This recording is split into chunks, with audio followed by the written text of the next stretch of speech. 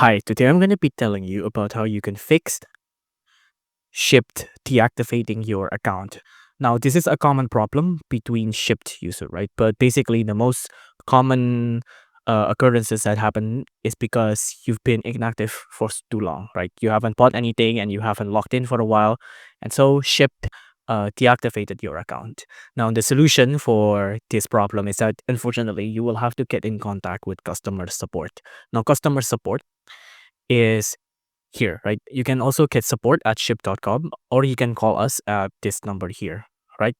You can also email us if you want. So support at ship.com or call this number. And then you will have to talk to an agent to get your account deactivated. So I have heard cases where the agent said that it will remain active forever even if you don't shop a lot. But I think there's been some changes in the infrastructure lately, so they do have to be rolling out these changes. Either way, if your account has been deactivated, you will have to contact customer support at either of these methods. If you like this video, please consider liking and subscribing.